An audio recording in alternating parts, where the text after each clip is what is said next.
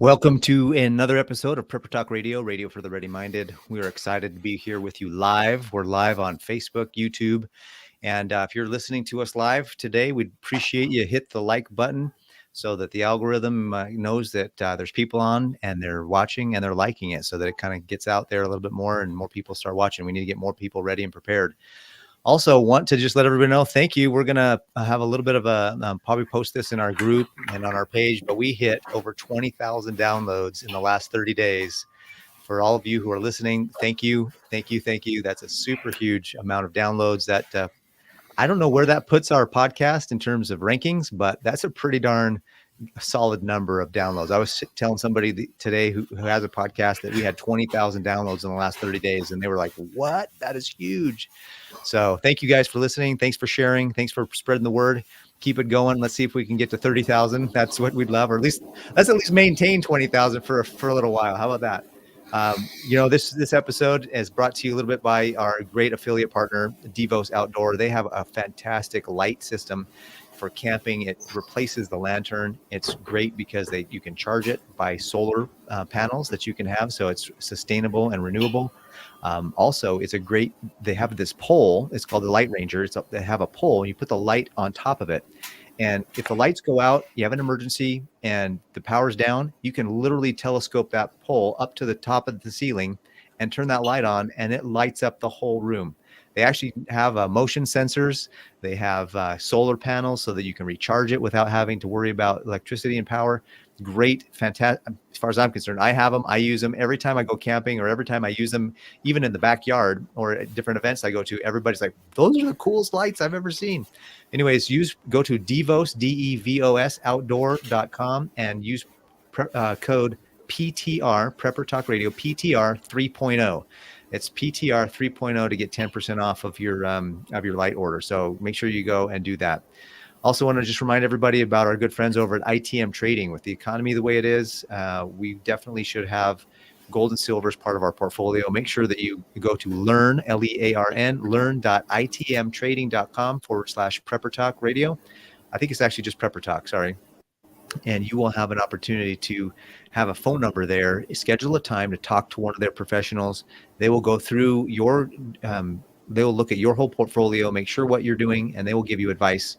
It's free to have that consultation. Free is my favorite 4-letter F word. So if you guys want to have take advantage of that, go for it. Go to that website, call the number, set an appointment, and get some gold and silver into your life. You'll need it. You'll love it. Today we're going to have a second. What's that? You have a second favorite F word? Yeah, I don't know. Not 4 letters. Okay, just curious. Anyways, I was food. This is kind of remember, I don't know if you guys remember, but we did an episode. I think it was the one before last. So not the one you're listening to, not the last one we just did, but the one before that was gimmicks, gizmos, gadgets, and other stuff. And at the end, Shane dropped a bomb on us, and he was like, we were like, wait. We're out of time, and that's what you're going to do? And I said, we should put to be continued across the bottom of this. And so we agreed that today we were going to be the to be continued episode from that episode. And so Shane, you mentioned right before we left on that video that you said that the Glock was not all it was cracked up to be. And you have some splaining to do. There's a lot of people that might be mad at you now, but let's find out. Well, you can see I am wearing my Glock hat here, but I've got even a better one for you than this one too, which we may have to continue on after this, right? Because it's I think even a bigger topic than just a Glock, right? Just saying the Glock is a gimmick, and that's not exactly what I'm saying, right? That's not exactly Glock is not a gimmick. It is a fantastic gun. Let me just say that. I want to say that I'm not a Glock fanboy, but I do like my Glock. I used to have a couple. I just whittled down to one. It's been a learning experience, and this is what I've learned. It sounds like I'm going to be doing most of the talking here today, right, guys? We'll chime in, but we got to understand your perspective. Absolutely. We want to hear your weirdness. All right, absolutely. Okay, so starting out, I guess with this, I think I've talked about it a little bit over the last 6 months or so. You know, I've kind of got into the handgun craze over the last year and a half or so. And I started out, I wouldn't say I started out, I had some other handguns, but I started out this craze with the Glock 17, right? Because everybody's, all the people in the know, Todd, our good buddy Todd Nielsen over at Nielsen Training, who I've been training with, he is a Glock guy through and through, right? And that's all he shoots are Glocks, as far as I know. And there's a lot of Glock lovers out there, and I don't slight them at all for loving what the Glock is, what it's done, and where it's been, where it's come from, what it can do, and all that. It is a fantastic gun. However, within the past, I would say 4 to 6 years or so, 6 to 8 years, a lot of great guns have come out on the market, and Glock has not changed, has not updated, everything they come out with is, oh, look, Glock came out with a new gun. It's exactly the same, except for it's got a longer barrel, or it's got more capacity, a longer grip, right? So there's so much to cover here, and I'm just going to end up rambling here. So feel free to break in and ask whatever questions, right? Because well, here's the thing, Shane. For me, you to death with the details. No, we want to be bored to death. That's why we have you do this, because you're the expert. But when I first started shooting, when I first started to learn about my Second Amendment rights, I went to the gun range and I shot a bunch of different styles, and there were some that I really liked. And one of the things that really kind of hit me is like, okay, if SHTF and I'm left with and civilization is gone. Like, what's the one gun at the time? And this was several years ago. So this was about that 5-6 year ago mark that you're talking about. Glock was the one. They had all these videos where like it falls in the dirt, it gets in the oil, it falls in the river, everywhere. Like it still shoots, robust. It still shoots, and you're still okay. So I'm like, if your SHTF and civilization is down, you're not going to always have your cleaning kit. So you're going to have a gun that's still going to work, even if you can't clean it for a while, or if you can't clean as often as you used to. The other thing is like, if I'm raiding if the zombies are out and there's a whole neighborhood that's been vacant, and I go rummaging through a suburbia, what round am I going to find? What's the most likely round that I'll find? And it's going to be a 9mm. I think, and I believe. So I'm like, okay, if you're going to roll the dice, for me, it was Glock 9mm. You know what I mean? And that's absolutely has been the mindset for a lot of years. And I don't think there's anything wrong with that, other than a few things I'll try and point out here. But yeah, absolutely. As well with myself, I picked up the Glock 17. I got a Glock 19, and there are slight differences. They're pretty much the same gun, but they are fantastic. But there are better choices for less money, better grip, better trigger, a lot of things. And I know a lot of people will be on the same page, and some people will just they're hardcore Glock guys, which I totally get it. I understand it. If you want to pick one gun that's never going to fail you, yeah, Glock is a great way to go. But there are alternatives. Go ahead. You want to put this question up there if you want to address that one. Make sure it fits your hand. Guns are like shoes and purses. If you don't like it, you won't use it. Absolutely. And I think that can be one of the very first things that obviously when you're going to pick up a gun, you're going to hold it in your hand, you're going to say, ooh, that feels nice, or like, eh. And so that was my first experience with Glock about 10, 12 years ago. I picked it up and like, it doesn't feel great. And why is that? It's because of the grip angle. And that is quite unique to Glock. And there are a few others, but Glock really stands out with that type of grip angle. It's a very blocky grip. There's nothing special about it. There's nothing special about the texture. The trigger guard here is very narrow. You tend to get Glock knuckle, where you start to get a callus here on this knuckle, because it's just not very comfortable that way. It doesn't, you have to hold it a particular way so that it fits your hand in the meaty part of your hand here, rather than try and get if you can see it this way, get your hand all the way around it like many other guns. So it just is not, it is different. But that is also what sets Glock apart from everybody else. Glock has been pretty much the same since they came out 30 plus years ago with some minor differences. There are 5 generations. This is a 5th gen Glock 17. You can kind of tell because it has a little rounded nose here. It's got serrations on the front of the slide, a few things like that. A single pin versus 2 pin. They make small changes, but everybody's all, oh, Glock came out with another gun. It's exactly the same. I know, like with Paris, with yours is like a 3rd or 4th gen. It has finger grooves up here, whereas this is flat faced. And so those are the minor changes, but that's also what makes Glock, right? They don't change. And that is, I think, one reason that makes it very attractive. However, most people, and I'm generalizing, many people will take their Glocks and they say, these sights, they're not great. This trigger isn't great. The grip isn't great. I'm going to change it. I'm going to change. And that's one thing that's great about Glocks is you can modify these any way you'd like. There are so many ways to customize it, to change it, but then that just equals money, right? Quick comparison here. The Glock 17 retail with the MOS, the modular optic system platform here, you can add an optic, is about $700. You can get it for less, but about $700. And then you say, well, these sights are not great, add another $100. The trigger's not great, add another $100. So there's a $900 gun right there. And there are still many other ways to customize it. And so as a quick comparison, the CZ P10, whether it's the P10F or the P10C or the P10S or a couple different versions. This is a full-size version.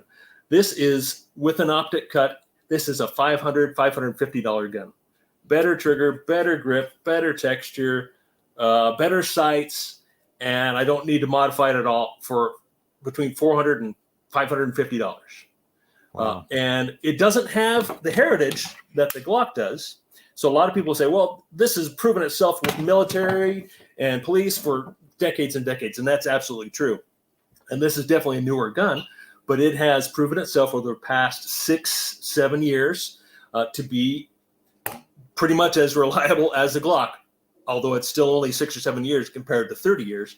But it is very similar, but more ergonomic for me and just as accurate, far better trigger. So that's kind of the way I'm going on. The Glock is not a gimmick, but it's not everything it used to be. There are other options, and Glock just has not been keeping up on the changes that a lot of people think they should have. But obviously they're not changing it for a reason or for many reasons. And that's probably why they still keep their crowd of loyalists for the Glock. And so that's just a rough overview. I could go into more details of why this is a better gun, why the M&P is a better gun, why the Springfield Echelon is a better gun, why 2011 is a better gun. But like, you're absolutely right, Paris, in that if you were to choose one gun for the end of the world, this is a great choice. You don't even have to worry about it, right? I mean, so that's where I was going with the Glock. Is a bit of a gimmick, but I've got a bigger one for you there too. But well, it's more of not so much a gimmick. It's just like they've psychologically programmed, and we've just the branding that they've done is so good that now the belief is. For some people, it's beyond belief now. It's just acknowledged. No, this is the best. You know what I mean? Like that's branding for you. That and that's a lesson in marketing and branding for anybody out there who wants to know about. Come out with something solid, and do right by people, and go. And someday there might be somebody makes a better one. But if you impress upon somebody so strongly, you're gonna probably keep them, even if somebody does come up with something better. Yeah, and Mike, you're absolutely right. No, go ahead, Scott. I was just going to say, Mike just said this is like as reliable as a Glock. Like, yeah, it's kind of the benchmark for reliability. It's what started it. It's what started the polymer gun craze. So then the question is, are they able to keep it? I mean, one of my really good buddies up here where I live, he's a police officer, former SWAT guy. He's all in on prepping and guns, and he will not carry a Glock. We talked for a few hours about preparedness. He will not carry a SIG. He says they're fun guns, but I will not carry them. He will only carry a 1911. That's all he carries. And I'm like, what? Why? And for him, he's like, it is the most reliable gun in the world. It doesn't jam. It doesn't have a slide sack problem. Like, he just goes on and on and on about it. That's his opinion. We're not always going to agree. Everyone's going to have a different opinion on what their favorite gun is. I'm an M&P guy myself. I love my M&P 9. It's very comfortable. I love to shoot it. I wish bullets were cheaper so I could shoot it more. But right, we're all on we can't just bullet on a budget, right? Or blow everything up we want to. So we've got to be practical about what we're spending. But man, it's interesting to hear you talking about the Glock the way you are, because there was a time that I was like, oh man, he just went all Glock. Because you have a little more disposable income to play with sidearms. And it's been fun to watch you over the last few years with sidearms, and then how many 3,000 different holsters it seems like for each one. Yeah. So well, I intended to go Glock, that's where I was like, okay, I've been looking at all these guns. I'm going to start learning, and I intended to go Glock. And then I started to shoot it a lot. And then the world really started to open up. But like you were saying, Mike, is Glock the standard? Yes, Glock has been the standard for a long time. They set the standard with polymer pistols, and everyone else was trying to meet that standard. And so when they say, this is like a Glock 17, or this one's like a Glock 19, or this one's like a Glock 45, or there's a lot of different numbers out there of Glocks, which really don't mean anything other than just their system for numbering guns. Right. And for the different sizes of barrels and grip and capacity and so forth. So, yes, absolutely. They have been the standard for reliability for a lot of things. And so a lot of people feel and believe that Glock has just not kept up with the trends. So it is kind of trendy. Just to give you a quick example, I was talking about Glock knuckle. You can see how narrow that trigger guard is where your finger meets the grip. And you look at the P10, where it's a much wider, it's much more comfortable. You're not going to get that Glock knuckle. And when you're shooting a lot, that does make a difference until you build that callus there, right? The angle of the grip is quite a bit more different. And some people will say, oh, I love the way the Glock feels. But I would think probably most people don't necessarily like how the Glock feels. But the Glock 19 is the best-selling gun, and I think it still is this year, last year, the year before. The Glock 19 is the best-selling pistol worldwide. And I think it's a lot of is because of reputation. I think but practical be willing to spend more. I was going to say practical makes a really good point here, is that that you should probably just for continuity carry the same as your wife / girlfriend, your partner, your spouse, carry the same caliber at least. And Glocks, my wife, I loved the Glock 19, the way it fit in my hand, the way it felt. So I'm like, this is the one I want. And she's like, I don't like that. I like the, I think my daughter liked the P365.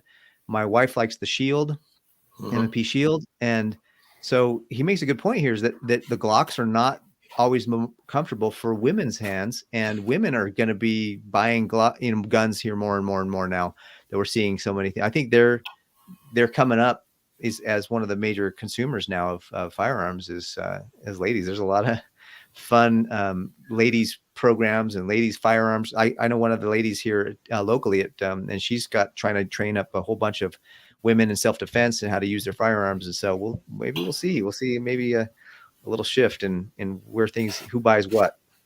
What's funny is one of my first handguns was bought by my wife.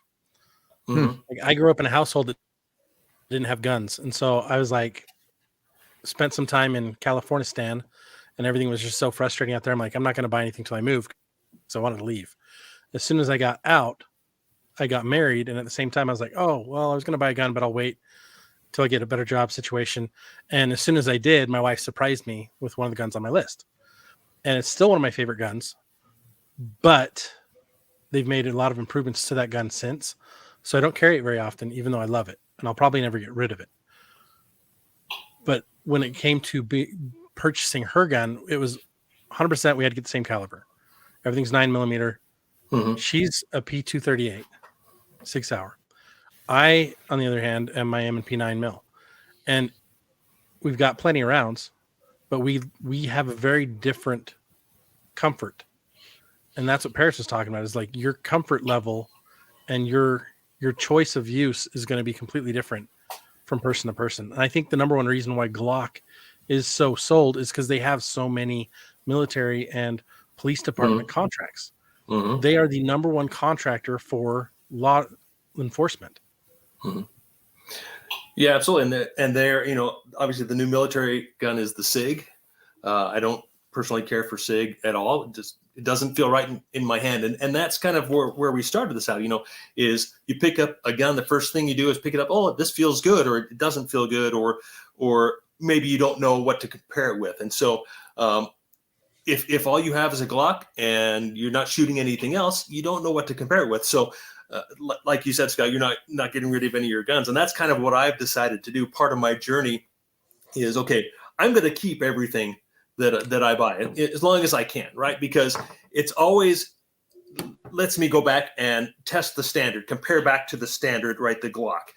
Like, okay, I like this better than this feature of the Glock and so forth. So always going being able to go back and reference the Glock, right? And like Facebook user says, the Walther PDP. You know, there's the F. There's a couple of different models. I had a PDP as well. I think that's Chris Turpin. It is. Oh, is that Chris? Okay, awesome. Yeah, and he owns a gun shop up in up north, and he's the guy he's doing the Would You Survive? So that's definitely a little plug for him there. Hey, Chris. Yeah, thanks for joining us. So, but yeah, like Scott loves the M&P, and I think this feels absolutely fantastic in my hand. The texture is really aggressive, and some people don't like that. I really like that a lot. The Echelon is kind of the best of all worlds. This is brand new, and this is not my go-to. My go-to is still the PX4. Sorry, got a little loud there. This is my go-to. This is what I carry every day. I think this is far better gun than a Glock, personally. The Beretta PX4, fantastic weapon. I love this thing. But and this is a double. Obviously, it has a hammer. It's hammer fired. For striker fire, right now, the Echelon is my go-to. I love this thing. The feel, just the way it functions in everything. I mean, these are, and of course, I probably should go like this and show you these guys are all clear and all safe, right? Because there's some people out there that are somewhat picky, right? These are all clear and safe. But so don't worry about me. I know what I'm doing. But on the live, that would really suck. If one of these were to go off, that would be absolutely terrible, right? Well, we would know if the camera went off. Like, oh, well, guess Shane is out of commission. Oh, that's awesome. But anyway, so there's a lot of fantastic guns on there, and I think to be pigeonholed into a Glock, you're just not seeing a whole world of different guns out there, right? There are so many other choices out there, and I saw a comment here says nowadays they're all just as reliable as Glock.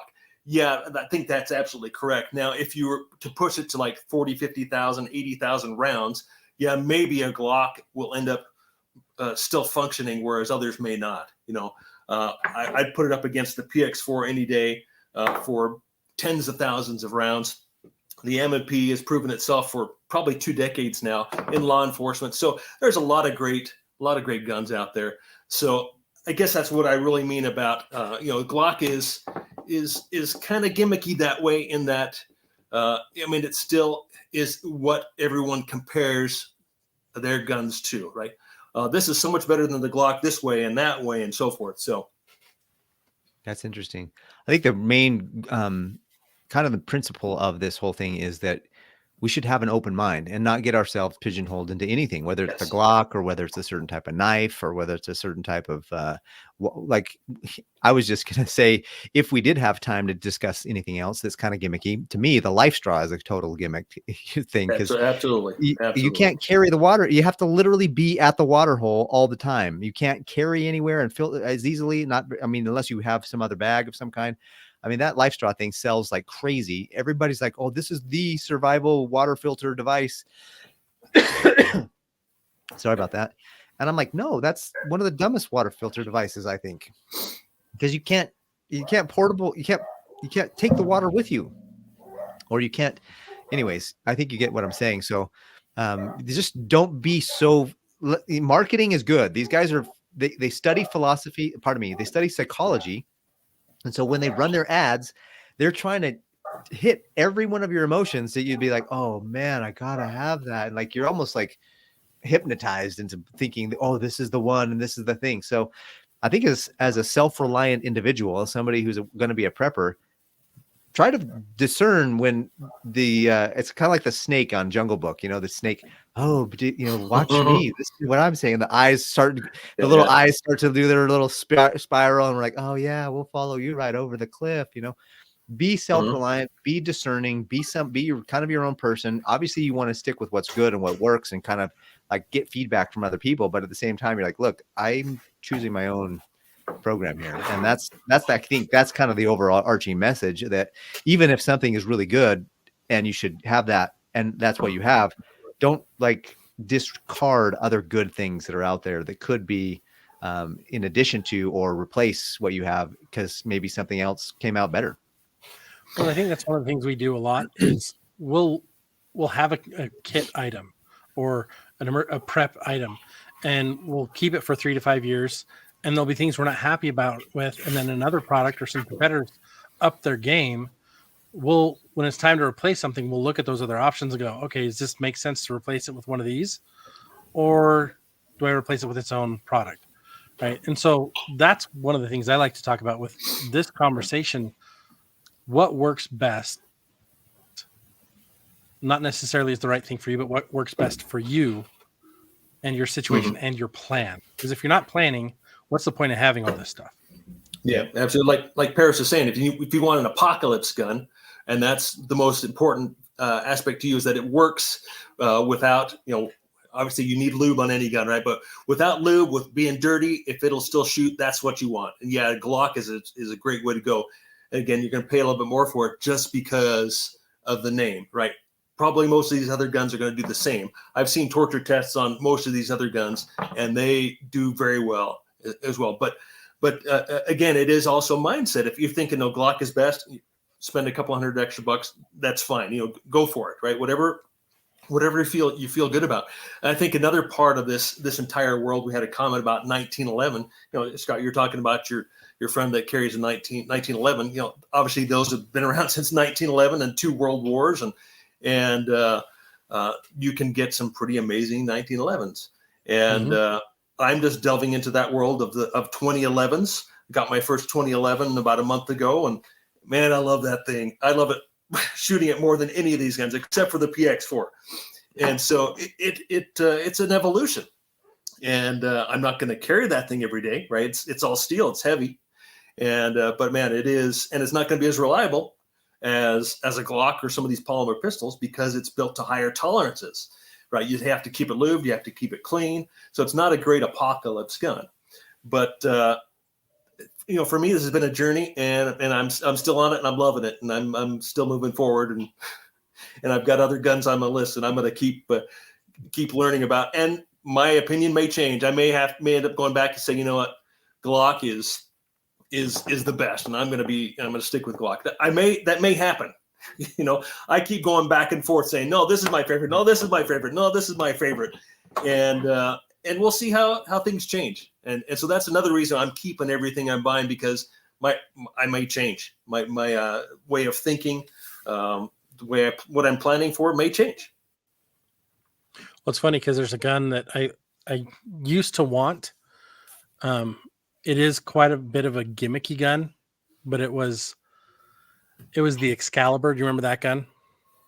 Excalibur? It had No, I don't. interchangeable barrels. Oh, okay. It was a gun designed for scavenging. Yeah. There's 10 different barrels. You could scavenge all kinds of different rounds for it. And I was like, oh, that'd be kind of a good survival gun.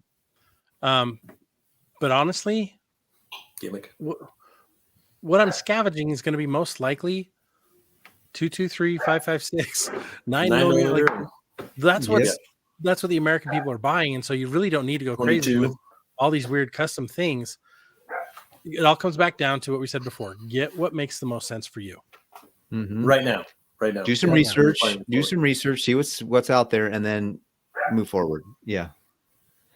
Well, guys, tonight's episodes are going to be a little bit short. We have some family things on our end that we're going to be heading off to, so we wanted to keep it short and sweet and to the point. Unless Shane has another thing he wants to say. I do. I'm going to start another. I'm going to start another one like I did last time. We can talk about this next time or in the future. Here's the gimmick I wanted to talk about. Prepping, being a prepper. The word prepper. It's a gimmick. It is absolutely a gimmick. It has turned into a business word. Yeah. And I have a new word I'm using. I've talked about this for a while. Like, I'm not liking the word prepper so much. I'm not liking the word, preparedness in general, yes. But I've got a new word that I'm going to be referring to myself as. I can reveal it now, or we can reveal it later, and then get into I this. say now. Okay, all right. You know how I've been referring to the English Dictionary of 1828, right? Yes. The American English Dictionary. Looking back at different words, trying to, and of course, thinking about, look to the past to prepare for the future. I've changed that as well. I'm changing my mindset. I'm changing that because I don't necessarily like where the prepping word is going, right? I believe words are important. So the new saying I have is, look to the past and you will see the future. Okay. And it's a slight change. It's a slight twist. And so is my new word. I am no longer a prepper. I am a preparer. I am a preparer. And there is a difference. And I can go into that in the future. Well, all right, guys. Pre-prepping is a gimmick. There we go. We're gonna have to change the. Are we gonna change the name of Prepper Talk Radio to Preparer Talk Radio? No, we might. I'm okay. You'll have to stay tuned for the next episode, to be continued. The same bat channel, the same bat time. That's right. Guys, thanks so much for listening. We're Prepper Talk Radio, radio for the ready-minded, and we will see you on the next episode. Take care, guys. Thanks, guys. See you next week.